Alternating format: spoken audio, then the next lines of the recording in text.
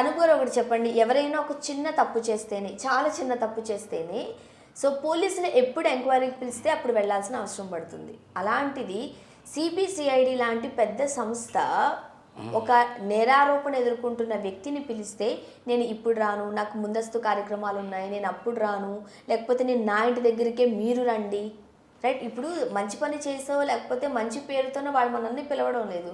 ఒక కేసులో ప్రధాన ఆరోపణలు ఎదుర్కొంటున్న వ్యక్తిని పిలుస్తున్నప్పుడు సిబిసిఐడి ఎందుకు ఇంత ప్రివిలేజ్ ఇస్తుంది? అదే కామన్ మ్యాన్ అయితే 4 తన్నించి దగ్గర తీసుకెళ్తూ ఉంటారు కదా. అదే కదా, ఇప్పుడు తండ్రి ముఖ్యమంత్రి అయితే కూతురుకొక న్యాయము, తండ్రి ప్రధానమంత్రి అయితే కూతురుకొక న్యాయము అనే విధంగా నడుస్తున్నది. ఇప్పుడు మనం 2G స్కామ్లో కూడా కనుమోయి గారిని కూడా చూసాం. ఎన్ని రోజులకు రాజాని కనుమోయి గారిని అరెస్ట్ చేశారు పక్కకున్న తమిళనాడులో. ఇప్పుడు కవిత గారు సాకు ఏం పెట్టారనంటే నేను పోలీస్ పర్మిషన్ తీసుకుంది ఒకటే సాకు, దట్ వాజ్ ద ప్రూఫ్. ఎందుకంటే బిఫోర్ వీళ్ళు మీకు 8th రోజు నోటీస్ సర్వ్ చేసి 9th రోజు రమ్మంటే నాకు ఒక రోజులో వీలు కాదు, 10వ తారీఖు నాకు జంతర్ మంతర్ దగ్గర ప్రోగ్రామ్ ఉంది, it was scheduled 10 days before అని చెప్పి నేను 15వ తారీఖు వస్తాను అని చెప్పి ఒక ఈమెయిల్ కొట్టింది. For that ED did not replied anything. So నన్ను ఎక్కడ మళ్ళీ హైదరాబాద్కి వచ్చి అరెస్ట్ చేస్తారు అని చెప్పేసి ఉటావుటిన తండ్రితో మంతనాలు జరిపి ఉటావుటిన ఫ్లైట్ ఎక్కేసేసి ఢిల్లీకి వెళ్ళిపోయింది. ఎందుకంటే ఎనీ టైం అరెస్ట్ కావచ్చు అని చెప్పి. మళ్ళీ ఏమి రిప్లై ఇచ్చింది, ఈడీ నుంచి రిప్లై రాకపోతే నేను 11వ తారీఖు వస్తున్నాను, నేను 10th ప్రోగ్రామ్ షెడ్యూల్ ఉంది కదా, excuse me, I'm coming to ED office on 11th for విచారణ అని చెప్పి చెప్పింది అనమాట. సో అంత భయం ఎందుకు పడుతున్నారు మీరు? ఏం చేయనప్పుడు మీకు ఎక్స్క్యూజ్ ఉంది, let's walk in, go explain and come back, what's wrong in that? So 9వ తారీఖు రమ్మని సిఐడి అధికారులు చెప్పారు, 10వ తారీఖున ఒక కార్యక్రమం పెట్టుకున్నారు ఢిల్లీలో. సో 1 day ముందే వెళ్ళి 9th విచారణకు హాజరైపోయి 10th కార్యక్రమాలు చూసుకోవచ్చు కదా. అంటే ఈమె ఏంటంటే ఒక సంకేతాలు పంపిస్తుంది బీజేపీకి, నేను మహిళల మీద కొట్లాడతాను, మీరు నన్ను అరెస్ట్ చేసేస్తే మీరు మహిళా రిజర్వేషన్ బిల్లు మీరు చేయలేరు, మీరు ఇంకా పాస్ చేయలేరు, కాబట్టి మీ మీద నేను ఒక గలం వినిపిస్తాను, నా క్యాడర్ ఇంత, నా బలం ఇంత, నా తెలంగాణ ఇంత, నాకు సిపిఐ సపోర్ట్ ఇస్తుంది, నాకు ఆమ్ ఆద్మీ పార్టీ వాళ్ళు సపోర్ట్ ఇస్తారని చెప్పి ఒక బల ప్రదర్శన దేశ విధంగా ఉటావుటిన నిన్న క్యాబినెట్ మీటింగ్లోనండి ఒక విద్యాశాఖ మంత్రి, ఇంకో మంత్రి, 2 మహిళా మంత్రులు క్యాబినెట్ మీటింగ్లో మధ్యలోకి ఫ్లైట్కి వెళ్ళిపోతారా అండి? అంటే మీకు రాష్ట్రం ఇంపార్టెంటా, కవిత గారి లిక్కర్ ఇంపార్టెంటా? మీరు చెప్పండి. 2 మహిళా మంత్రులు పోయిరా లేదా? వాస్తవమా కదా? ఇది క్యాబినెట్ జరుగుతున్న 2 మహిళా మంత్రులు వెళ్ళిపోయారు. ఇక్కడనేమో మహిళలకు గర్ల్స్ హై స్కూల్లో వాష్రూమ్లో టాయిలెట్లు లేవని చెప్పి ఈరోజు పేపర్ కథనాల్లో చూస్తున్నాం. 500 మందికి 2 టాయిలెట్లు అని చెప్పేసేసి. ఇక్కడ ఎడ్యుకేషన్ మినిస్టర్ ఇక్కడ మహిళలకు ఏం చూస్తలేదు, కానీ అక్కడ మహిళల రిజర్వేషన్ కోసం ఫ్లైట్ ఎక్కిపోతుంది. ప్రజలు ప్రధానంగా అడుగుతున్న సమస్య, లేకపోతే వాళ్ళ క్వశ్చన్ సూటిగా అడుగుతున్నది ఇదే. మొన్న ప్రీతి ఇష్యూ నడిచింది, ఏముంది, ఎవరైనా చాలా లైట్గా చెప్పేశారు కేటీఆర్ గారు అంటూ కూడా ఆరోపణలు ఎదుర్కొన్నాం. సో తెలంగాణలో ఇన్ని సమస్యలు ఉంటే వీటన్నిటిని పక్కన పెట్టి మహిళా సాధికారత అంటూ ఢిల్లీ వెళ్లాల్సిన అవసరం ఏంటి అని తెలంగాణ మహిళలు సూటిగా అడుగుతున్న ప్రశ్న. ఏం సమాధానం చెప్తారు వాళ్ళు? ఇప్పుడు అదే కదా వాళ్ళకు నేను అనేది ఏంటంటే, ఈరోజున్న తెలంగాణ ప్రభుత్వం కూడా సిగ్గుపడాలి. ఇక్కడనే ఎన్నో సమస్యలు ఉన్నాయి మహిళల పట్ల. కనీసం అనండి, గర్ల్స్ హై స్కూల్ ఏదైతే ఉన్నదో గర్ల్స్ హై స్కూల్లో వాష్రూమ్ పోనీకే టాయిలెట్లో వాటర్ లేవండి, టాయిలెట్లు దూరం మాట, they don't have even borewells. So అటువంటి పరిస్థితుల్లో ఎడ్యుకేషన్ డిపార్ట్మెంట్లో డైలీ ఒకటి అవుతుంటే ఇవాళ ఇంకొక కథనం చూసారా మీరు? ఒక సర్పంచ్ని, మంత్రి ఎమ్మెల్యే గారు నేను ఇష్టపడుతున్నారు అని చెప్పి, అర్థమైందా? ఇక్కడ మహిళల్ని ఎలక్షన్లో బీసీ మహిళల్ని, సబ్బండ జాతులు, ఎస్టీ మైనారిటీ వర్గాల మహిళల్ని ఎంతోమంది నడిపించారు. బొంతు రామ్మోహన్ గారు భార్య నడిపించారు, తార్నాక కార్పొరేటర్ ఆలకుంట సరస్వతి నడిపించారు, మొన్న శ్రావణి గారు నడిపించారు. నేను అనేది ఏంటంటే, ఇంతమంది ఆడపడుచులు ఇక్కడ కన్నీరు పెడుతున్నప్పుడు, సర్పంచ్గా ఎంతోమంది ఉండి వాళ్ళకి ఏం బెనిఫిట్స్ రాకుండా ఉరేసుకుంటున్నప్పుడు మీకు లేదు. కానీ ఈరోజు మహిళా సాధికారత గురించి మీరు మాట్లాడితే ఈరోజు జనాలు చూసి నవ్వుతున్నారు మిమ్మల్ని చూసి. బతుకమ్మ ఎత్తుకునే మహిళ ఈరోజు ఢిల్లీ లిక్కర్ స్కామ్ అంటూ ఢిల్లీ వరకు పోవడాన్ని తెలంగాణ మహిళలు జీర్ణించుకోలేకపోతున్నారు అంటూ ప్రతిపక్షాలు చెప్తూ ఉన్నాయి. ఇప్పుడు అదే జనాలు అంటున్నారు, బతుకమ్మ చాటున్న బీరమ్ముకున్న కవితమ్మ అని చెప్పేసి ఇందాక వస్తుంటే ఒక క్యాప్షన్లో జనాలు అంటున్నారు. నేను చూసి ఏమనుకున్నా, బతుకమ్మ ఎత్తుతే తెలంగాణ ఔన్నిత్యాన్ని, తెలంగాణ ఆత్మగౌరవాన్ని ప్రపంచవ్యాప్తంగా చాటుతుంది అనుకుంటే, ఈరోజు మనం మీమ్స్లో చూస్తాం కదా, బతుకమ్మ ప్లేస్లో బీర్లు పెట్టి అబ్బాయిలు ఆడతారు, లేకపోతే బతుకమ్మ ప్లేస్లో అమ్మాయిలు ఆడతారు. ఆ విధంగా కవిత గారు ఈరోజు లిక్కర్ స్కామ్ అయ్యి ఒక మందులు అమ్మేసేసి తెలంగాణ పరువు మొత్తం తీశారని చెప్పి ఈరోజు మహిళలు సిగ్గుతోని తలదించుకునే రోజు తెలంగాణకు వచ్చిందండి.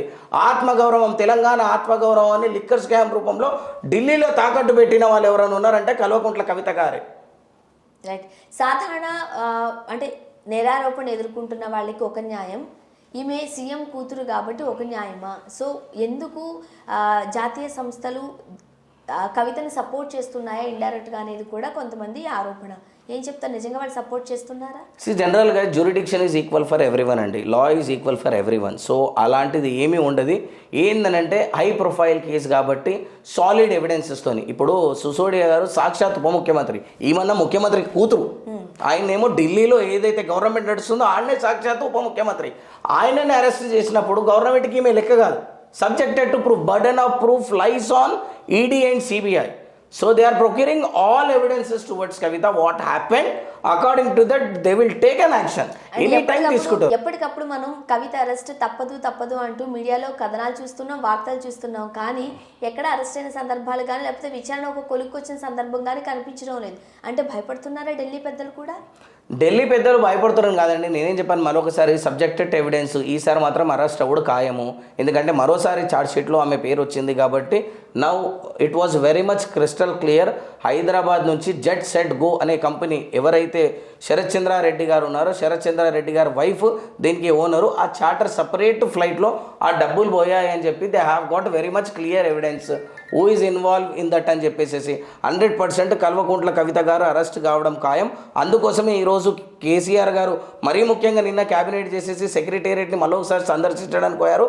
ఏ మూమెంట్ అయినా సెక్రటేరియట్ రిబ్బన్ కట్ చేసి కవిత అరెస్ట్ కాగానే తెలంగాణ ప్రభుత్వం ముందస్తు ఎన్నికలకు పోవడం ఖాయం, ఈ గవర్నమెంట్ పడిపోవడం ఖాయం. అండ్ ముఖ్యంగా మనం ఇటు కేటీఆర్ గారు కావచ్చు లేకపోతే కేసీఆర్ గారు కావచ్చు దీని గురించి పెద్దగా ఏమీ స్పందించడం లేదు.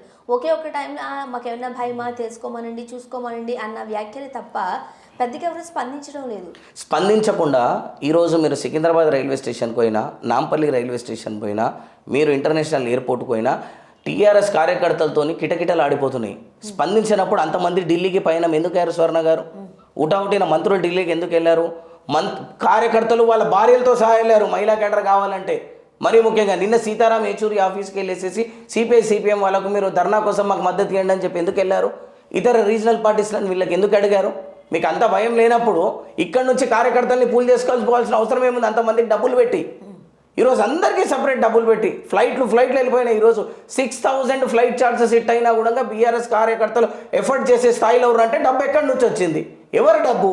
సో కవితను కాపాడుకోవడానికి ఇవన్నీ చేస్తున్నారా ఇండైరెక్ట్గా? కవితను కాపాడుకోవడానికి మరో ఇరిగేషన్ ప్రాజెక్ట్ చేపట్టినా కూడా మీరు ఆశ్చర్యపోయేది లేదు. ఓకే. అండ్ ఒక ఇంటర్వ్యూలో మనం చూసాం కవిత గారు నాకు సొంత ఇల్లు కూడా లేదు అని. ఇప్పుడు కవిత గారు పెట్టుకునే వాచే మినిమం ఒక 20 lakhs ఉంటుంది. సో డైమండ్స్ని పల్లీలు కొనుక్కున్నట్లు బఠానీలు కొనుక్కున్నంత ఈజీగా కొనేసుకుంటున్నారంటూ కొంతమంది ఆరోపిస్తున్నారు. మరి ఇన్ని డబ్బులు ఎక్కడి నుంచి వచ్చాయి? నేను అదే కదండి, వీళ్ళంతా ఏంటంటే అటెన్షన్ డైవర్షన్ పాలిటిక్స్ చేస్తారు. ఎలక్షన్ అఫిడవిట్లనేమో నేను కిరాయి ఇంట్లో ఉంటున్నా నాకు ఏం లేదు అని అంటారు. కేసీఆర్ గారేమో నేను పుట్టుకతోనే పెద్ద భూస్వామిని అని అంటారు. అట్లా నేను అనేది ఏంటంటే ఒకానొకప్పుడు ఉద్యమం కోసం వీళ్ళకు పార్టీ ఆఫీస్ లేనప్పుడు కూడా జలదృశ్యంలో కొండా బాపూజీ గారు వాళ్ళకు ఇల్లు ఇచ్చినప్పుడు ఆ స్థాయి నుంచి ఈరోజు మీరు అన్నట్టు డైమండ్లు బఠానీలు కొన్నట్టు కొనే రేంజ్కి వచ్చిరానంటే ఎక్కడ డబ్బులు అండి? అన్నీ స్కాములే, స్కీములు ఏమి లేవు ఈడ. ఓన్లీ స్కీములు పేరుకి చెప్పడానికే, బ్యాక్గ్రౌండ్లో అయ్యేటివి స్కాములే. ఇప్పుడు ఆ స్కాములు తెలంగాణ తీరాన్ని దాటి భారతదేశ వ్యాప్తంగా అలలు పాకుతున్నాయి అన్నమాట.